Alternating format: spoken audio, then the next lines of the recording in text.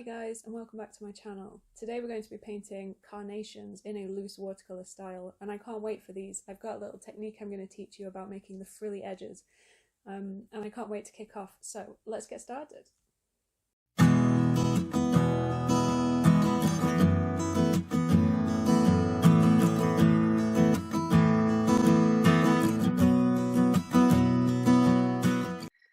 Okay then guys, before we get started, as always, a run through of supplies. So I'm using my Winsor Newton Professional paints that I buy in the tubes and squeeze out into my palette. I'm using Legion Stonehenge Aqua Coldpress paper, 100% cotton, 300 GSM, with a nice texture in the block, a 7x10 block, which means that it's just glued on the sides to hold it in place. And then we will be using the Princeton Round Aqua Elite in a size 6 and a size 2. It helps to have the little brush for this one. So, watercolour carnations are a super fun thing to paint because if you bring them down into a loose style, they're so easy to capture the shape and the little frilly detail without worrying about making it botanically accurate. So I'm going to be using two colours for the flower. You really want a lighter one and a darker one, so I'm going to use a very pale yellow and then a really rich red, but you can substitute that for other preferred colours. So I'm going to be using a little bit of cadmium yellow, and then I'm just going to touch the tiniest amount of my other colour, Winsor red, in there to make a kind of light yellow, peachy kind of colour.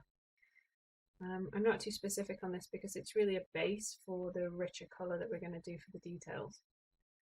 So what we're going to do is paint one flower that's kind of unfolded and that's standing in our paper. So we want the centre of the flower to be about 2/3 of the way up in the centre. And what we're going to do is just paint some really loose petal shapes. So we're going to get our brush loaded up, a very light value, and then we're going to use these zigzag strokes, so pulling back and forth. So what I'm going to do first is a little front petal, and you just want a really loose shape, so a loose edge, and then it comes back into a little kind of point here at the centre. That's going to be our first one, and then we're going to paint some little jagged ones behind as well, slightly curving them to fill that space, and then we're going to paint another one that's coming out here. So if we imagine that this kind of ball here is the center of the flower, then these petals are coming out, this front one is kind of covering the center, and then this one is peeling forward. Okay, it looks really abstract at the moment, but I promise stick with me, it will work. So then on our size 2, we're going to load up a thick, not very watery mix of our Winsor red. So this is my Winsor red deep. It's one of my favorite red colors, but any kind of rich color, you can do this in purple or red or pink or whatever colors you fancy. And then we're going to create a little frilly detail along the edge. So we're going to use the same kind of zigzaggy stroke or little flicks, if you like, to kind of touch it against the existing petal and let it bleed in a kind of lovely wet and wet effect. So you don't want these to create little kind of lines like teeth on a cog, so we want to kind of smush them all together, but there should be a jagged edge along the top to get that frilly effect. So you can go and kind of smush them into the shape, or you can actually connect it to the shape and flick out. It will create some different effects where this will get more of the yellow colour travelling into the red. So we're going to do just the top of our shape there. And then finally this outside edge there. So having this little brush helps you get all of the details in place. If you get any that create a sort of solid line, you can always pull some longer ones up just to make sure you're getting that variation.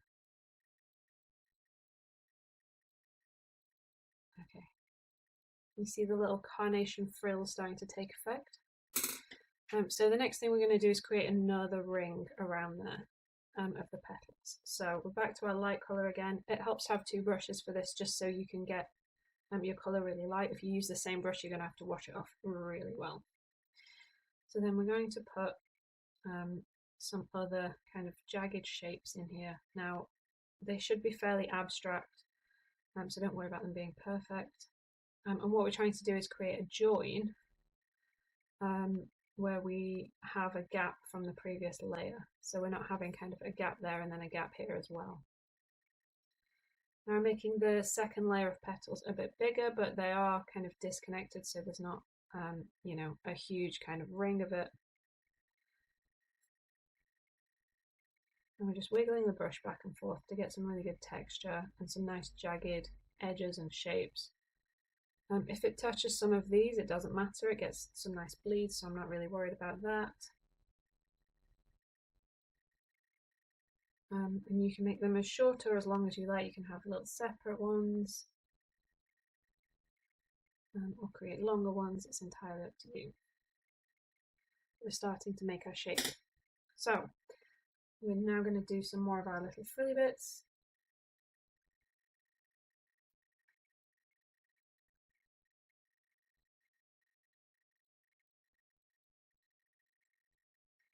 And a darker colour.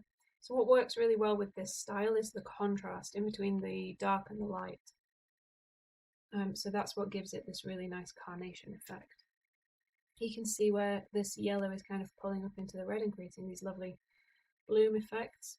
So yeah, have a play around, see what effects kind of work best with your colours and your paint. Also, if you're working on cheaper kind of cellulose paper or wood pulp paper that's drying out really quickly, you can also do just one petal and then the details. This is cotton paper, which means that it's a bit more premium and it stays wet for ages, so I've got loads of time to kind of get a ring of petals in and go back with the frills. But if you are finding that you're getting back to your petals and they've started to dry out, then you can always just do one individual petal and then do the frills and then move on like that, just to make sure you're getting it while it's still wet.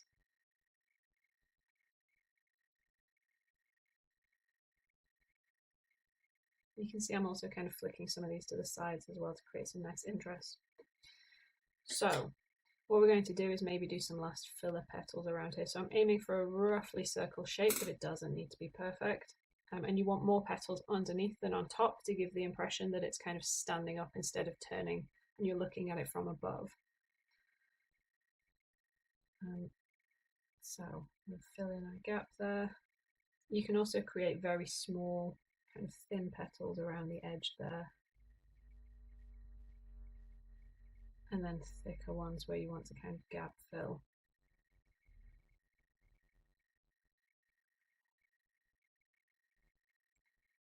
Maybe a nice big one.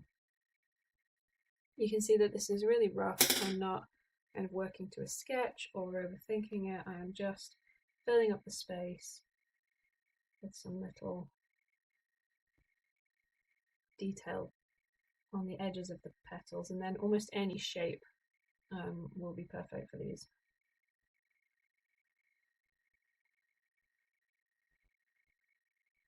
Just add our last little flicks in there.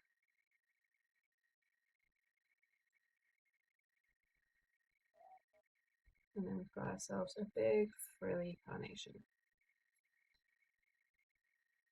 There we go. Okay, I love how this is looking. So the next thing we want to do is just add some stem and leaf detail. So because we've got a kind of yellowy mixture, what I'm going to do is have a yellowy green. So I'm going to use some sap green and maybe just a tiny touch of cadmium yellow. You don't want much because it's a very opaque colour, but it's just enough to make it a nice fresh yellowy green. Then for our bud, what we want to do is get a little kind of U shape with a white space. So that's going to imagine the actual bud of the carnation with a little white space in the middle. And then we're going to pull our stem down and curve it a little. You know, if you guys have watched my videos before, you know how much I love a curved stem. I just don't think the straight ones look natural at all. And then for the leaves, we are going to do long, thin leaves. So we're going to pick a point on the stem, press our brush down, pull and drag like that. So you can do these in pairs and make them go in different directions. You can also change up the value with, you know, a more green colour that's a bit darker.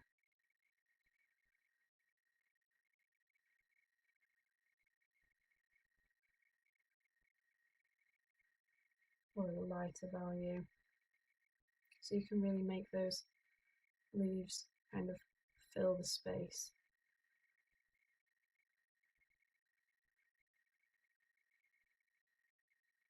I think it also helps to trace back over any if you don't like how they're looking. There we go. I'm filling in the gap there. You can also cross the leaves as well if you want to try that. It's quite a nice technique. I might do one last dark one down here as well.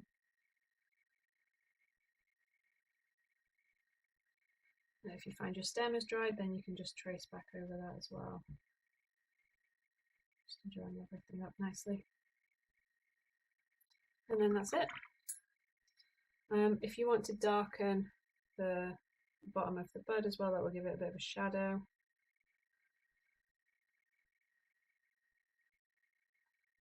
And then that, this time, is it. There we are, guys, all done. Doesn't it look amazing? I think once you kind of get the frilly detail down, then it looks like a carnation, despite the fact that there's not a huge amount of detail in there, and it's perhaps even a little bit abstract. So I hope you enjoyed this video, and if you did, please let me know what flower you want to do next in the comments. See you in the next one, guys.